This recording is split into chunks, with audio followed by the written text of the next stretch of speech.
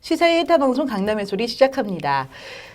오늘 녹화일 3월 23일인데요. 결과적으로는 더불어 시민당 쪽이 손혜원 의원이 참여하고 주도하고 있는 열린민주당을 제압한 거 그런 형국이지 않습니까? 아닙니다.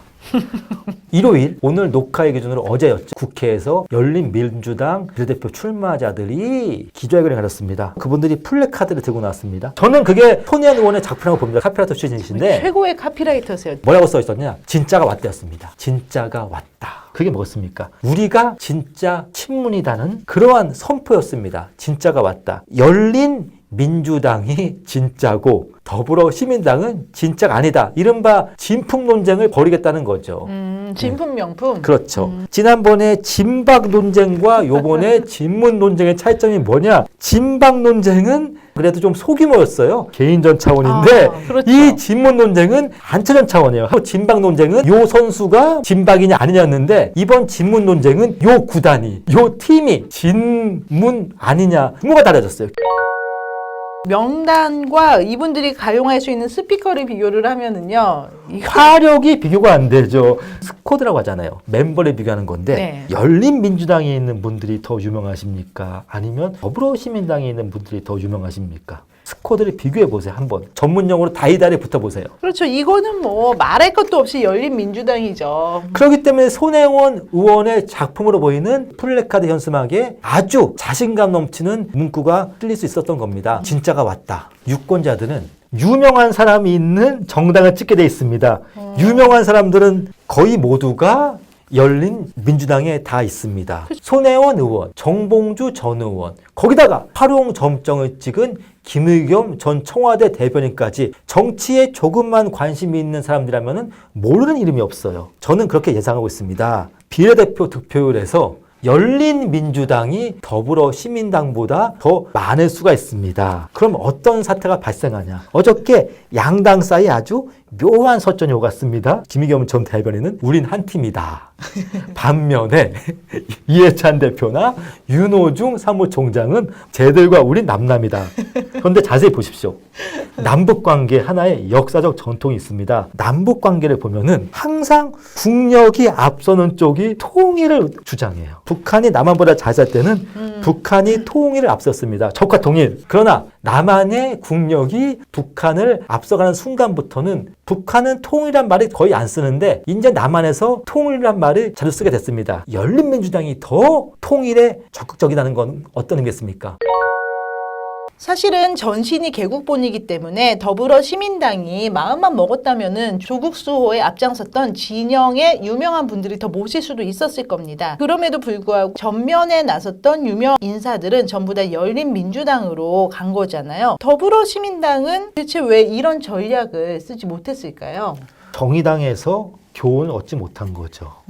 적당한 시점에서 자주 독립선언을 해야 되는데 계속 얹혀가려고 했던 겁니다. 개국본에 계셨던 분들이 적당한 타임을 봐가지고 민주당을 상대로 치킨 게임을 해야 될 순간에 치킨 게임을 못 하신 겁니다. 지금 한국 정치를 지배하는 중요한 게임의 법칙은 치킨 게임입니다. 마지막까지 핸들 꺾 자는 사람이 다 먹게 돼 있는데 개싸움 국민본부에 계신 분들이 의외로 핸들을 빨리 꺾었어요. 개국본에서 한번 과감하게 요구했어야죠. 큰 거 내놔라. 이분들이 너무 소심했어요. 더불어민주당에서 봤을 때는 개국본 분들이 의외로 가격을 낮게 부르는 거 보고 아 얘들 별거 아니구나 생각을 한 거죠. 블러핑을 못한 겁니다. 블러핑을. 이렇게 이해하면 될까요? 지금 더불어민주당의 공천을 잘 보면은요. 수도권 지역에서 30명의 현역 의원이 모두 단수 공천을 받는 등 전대협 또는 586 그룹의 잔존과 당 내에서의 발언권 확보에 상당한 초점이 맞춰져 있습니다. 자, 그런데 여기에서 열린민주당 안에 들어가 있는 그분들이 대거 같은 진영으로 유입이 되면은요. 전대협과 586의 발언권 또는 발언에 대한 주목도는 매우 위축될 수밖에 없습니다. 그런데 그 입장에서 봤을 때 개국본 쪽에 또는 더불어시민당에 있는 쪽의 분들은 의외로 더불어민주당 주류 세력의 얘기를 잘 받아주고 잘 수용하고 수능적이었다는 거죠. 즉 더불어시민당이 원내 진입을 하더라도 더불어민주당 주류 지도부의 헤게모니가 계속 유지되는 결과가 나올 것이고, 그것 때문에 더불어민주당의 지도부는 열린민주당은 부담스럽고 더불어시민당과 손을 잡는 쪽을 최종 결정했다라는 추론이신 거죠. 정치를 잘한다는 거는요, 상대방과 싸움을 잘하는 것보다도 내부 진영에서 잘 싸운다는 거예요.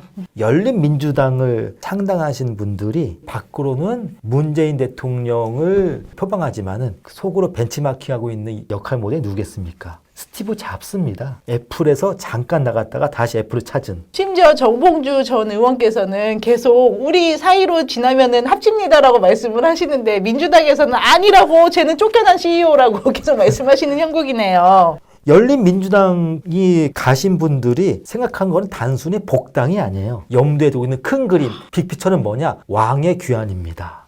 더구나 왕이 한 명이 아니에요. 여기 또 왕도 여러 명이에요. 그 화력이 얼마나 막강했습니까? 왕들의 귀환인데. 한 명만 와도 무서운데 그렇죠. 그걸 9명이 지금 집단으로 이러고 계시니 이거 참. 개국본 더불어시민당 이름만 들으면은 세상에 개싸움 이런 얘기 들어가고 매우 세 보이시지만, 실제로는 치킨 게임과 같은 극단의 상황을 피하려는 수능적인 성향이 좀 감지됐다라는 말씀을 드렸는데요. 그렇지만 더불어시민당이 이제 치킨 게임을 피하고 싶어도 피할 수 없습니다. 이 판은 손혜원이 들어간 판이거든요. 상대가 손혜원인 이상은 치킨 게임은 피할 수 없습니다. 손혜원 의원을 자동차에 비유하면은 이 차는 핸들이 없어요. 브레이크도 없고 그냥 가속페달만 있는 차예요. 앞으로 갑니다, 무조건. 피하세요, 여러분. 피하시는 게 상책입니다. 아마 이해찬 대표가 마지막에 핸들을 꺾어질 거라고 보고 있습니다. 아이고, 더불어민주당에 더불어시민당에 더불어 큰일 났네요. 복잡한 게 아니라니까요. 제가 몇 번 말씀드리지 않습니까? 손혜원 의원이 있는 곳이 본진입니다. 좀 정리가 되셨는지 모르겠습니다. 선거가 20여일이 남았는데요. 지금 현재 거대 두 정당의 지역 후보들은 코로나 때문에 선거운동이 좀 많이 위축돼 있는 상태고요. 비례정당 같은 경우에는 사실 이제는 명단이 여러 차례 바뀌었을 뿐만 아니라, 바뀌어도 그것도 봐야 되나, 막판에 다 바뀌면은 그때 최종 버전 보자라는 식으로 주목도는 많이 떨어져 있습니다. 그럼에도 불구하고 계속 주목도를 유지하고 있는 분 역시 손혜원이시죠. 손혜원, 정봉주, 그리고 김의겸의 삼두마차. 이 삼두마차가 있는 정당이 이번 비례대표 선거에서 태풍의 핵이 될 것으로 전망하고 있습니다. 왜냐? 한성교 전 미래한국당 대표나 공병호 전 공천관리위원장은 진압이 가능한 사람입니다만은 손혜원, 정봉주, 김의겸 이 세 분은 진압은커녕 호시탐탐, 권토중래, 왕의 귀환을 노리시는 분들입니다. 마지막에 이렇게 규정하고 싶습니다. 양정철이 실세라면은 손혜원은 대세다. 지금까지 강남의 소리입니다. 더불어시민당, 열린민주당 이름 다 헷갈립니다. 팀의 이름이 헷갈릴 경우에는 사람만 기억합니다. 국민적 스타 중에 하나가 박찬호 선수잖아요. 박찬호 선수가 힘을 많이 옮기지 않았습니다. 네. 선수생활 후반에 LA 다저스 이후에 박찬호 선수가 무슨 팀에서 활약하는지 기억 못합니다만은 그래도 박찬호는 기억하잖아요. 그렇죠. 마찬가지로 정당명, 구단 이름, 소속명이 헷갈릴 경우에는 딱 하나입니다. 사람만 기억하면 됩니다. 더불어시민당 비례대표 후보 중에 유명한 사람이 없어요.